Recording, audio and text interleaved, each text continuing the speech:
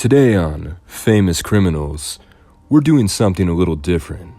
Now, usually I talk about up-and-comers, people on the rise. It's smarter to invest in a small stock that's going to grow over time than it is to invest in Blockbuster. I explain this to people over and over again, and they don't seem to understand. So many people ask me to cover mainstream artists, and it just doesn't work as well as you think it does. It's better to be the first person to talk about something than the last one. But despite everything I just said, I'm talking about someone who used to be very relevant in the music industry. He's no longer relevant, and he'll probably never be relevant again. This is a story of someone who had it all and is currently back living with his parents. Let this be a cautionary tale to fly in red. We're talking about the triple, quadruple OG, the whitest rapper to come out since MC Chris, my former sexual partner, Lil Xan, or Lil Xan. It doesn't matter anymore. You might not remember who this is. It's okay. He doesn't remember either. If it isn't completely fucking obvious, he named himself after the pop benzo Xanax. It's also the cause of terrible music that plagued the late 2010s to today. History unfortunately repeats itself. Rapper gets a lot of money, makes terrible decisions, squanders opportunities, and is back to living a normal life in their hometown. Lil Xan was born September 7th, 1996. His family wasn't rich and he dropped out of school in the 9th grade. He spent most of his time being unemployed, playing video games. He wanted to be a photographer or some shit. He ended up pursuing music. He made some EPs in 2016 and created a buzz around himself. Then in 2017, he released a song called Betrayed. And I remember the shock value of this video. He looked like a white teenager with face tattoos, and his name was Lil Xan. Naming yourself after Xanax was very edgy at the time, especially since this is when Lil Peep died. People were starting to recognize the opioid epidemic. Hip-hop experts would describe his music as a worse version of Young Lean, but he did have a strong image. This song would go platinum, and he would become a one-hit wonder. To this day, he has never had a song to reach the Billboard Top 100 except for this one. Despite this, he actually had a dedicated fan base. Xan himself would describe it as half the people are hip-hop heads, and the other half are young girls who think he's cute. Think like Jacob Sartorius. Unfortunately, when his 13-year-old fan base reached the age of 14, they decided that they don't like him anymore, and his album tanked. His only album tanked, peaking at 10 on the Billboard chart. Xan had a tour to support his album, but it wasn't well received. Many fans complained that he was disoriented and only played around 8 songs. These reviews are actually hilarious. Xan doesn't rap along to his lyrics, he just shouts "yeah" and "ay" over them. Xan played his hit song twice in a row, and then played 6 songs by other artists where he just yelled "ay, ay" and "yeah, yeah" over the track. Around the time of his album release, the man would receive tons of publicity. He started banging Noah Cyrus, showing up to the VMAs with her. Tabloids would cover this relationship until its inevitable end. With all this fame, Xan had trouble handling minimal responsibility and would have meltdowns. What mental illness really fucking looks like. Y'all want to see what that looks like? I just did this to my car. Scratched it, keyed it up. I just bought it. I just bought this fucking car. It's keyed all the way. Hit the fucking door. Wanna know why I'm doing that? Because of mental fucking illness. All this materialistic shit don't mean shit in the world. And when they won't let you do, I'm owned. I'm a fucking slave. I'm a slave to my management. I'm a slave to everybody. I don't get control of my license. I don't get control of my bank account. I don't get control of shit. I can't even drive that fucking car. They put it in the basement so I couldn't take it. I know I don't have a license, but if I have someone with the license, I could take it. So fuck everybody. This is mental fucking illness.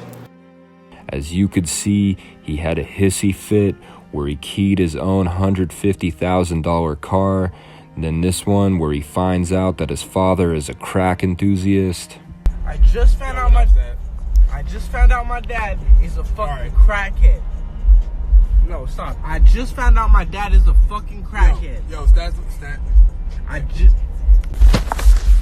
Yo, look, they really trying to take me off live right now. I got it. You know how fucking... Oh, and he supposedly went to the hospital for eating too many hot Cheetos. The school nurse gave him a sticker and sent him home. These incidents just had people feeling bad for him.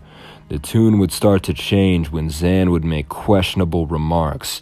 First of all, he would frequently use the N-word, and many Jits were offended since Lil Xan is indeed a white person. Second, he said that Tupac was a boring rapper and gave him a 2 out of 10. This infuriated the hip-hop community.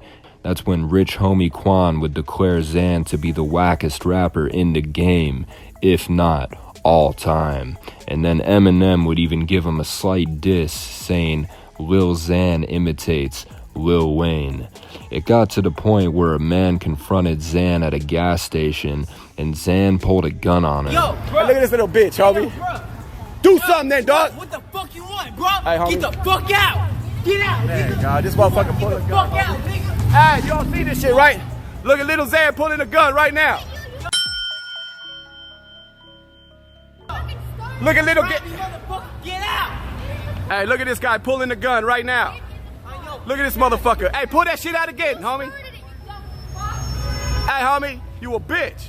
You a bitch. Yeah, that's why. Yeah. Hey, look at my Yeah. car. Look at my car. Yeah.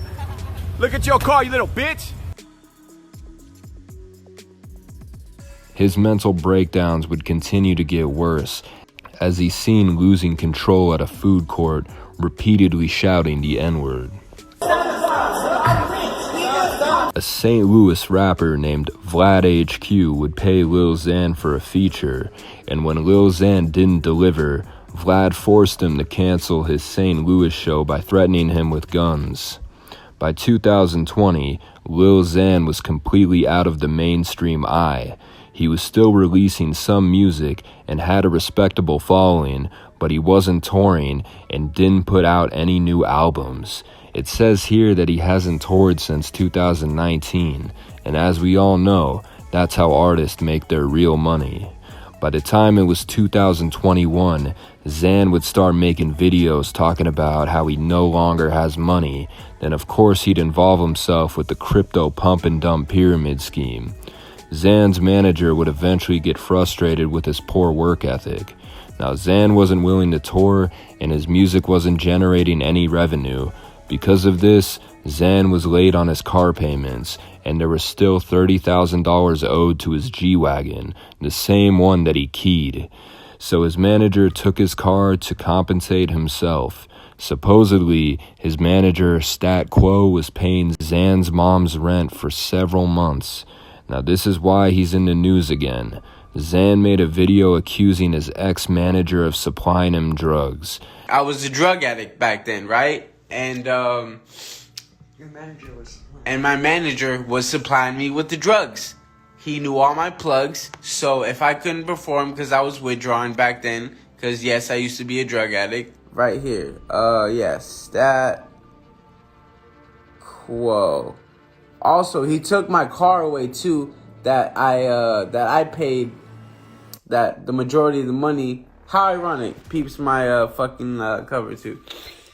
And now he wants $30,000 of the remaining money to pay it off, which I paid literally. It's all my money in the car, and he won't give it to me. Always wanted to make this case known. He is a terrible fucking human being. You know. He even had a doctor that gave him prescriptions. And yeah. You know, it just sucks. You know, the industry just sucks. And that's a big reason why I haven't dropped another album, is because it put such a bad taste after I got sober. It put such a bad taste in my mouth, like, to even want to make music, knowing how fucked the industry is. They just want to keep you alive long enough to make their fucking money, and if you die, even better for them, because guess what? It's easier to manage a dead artist. Now, why is there somebody feeding Xan all of his lines? Anyone else notice that? Somebody was telling him what to say because he can't remember. He claims to be sober. Probably not true. Don't blame your ex-manager for your drug addiction. You were addicted to Xans before you met him. You named yourself Lil Xan, and you're addicted to Xans after you met him. Now, this is not about the drugs, it's about the car. Just make it about the car. The truth is, Stat's name is on the vehicle title for the car because he had credit, Xan didn't. He had a license, and Xan didn't. Xan's argument is stupid. He asked for drugs, and Stat Quo was like, "Aight, I know a guy." He's just Xan's manager. It's not like he's his father. It's just like me asking for candy and later pressing charges because I have diabetes. Me buying alcohol and then blaming the bartender. Nobody is on Xan's side. You can avoid reality, but you can't avoid the consequences of avoiding reality. This quote is funny, but there's truth to it. Xan should have understood the reality that if he doesn't tour, create music, then he's gonna run out of money. Instead of taking accountability for himself, he's blaming his manager. One thing most unsuccessful people have in common is that it's never their fault. It's always someone else's. I'd have respect for Xan if he just came out and said, "I fucked up. I took too many drugs. I didn't make enough money. I didn't tour." But that's probably never gonna happen. Sorry, man. I almost forgot. If you like this thumbnail, it was designed by this guy. I think his Instagram is I Do Cocaine. He kind of looks like Lil Xan too. Anyway, thanks for the thumbnail, bro. I'm out.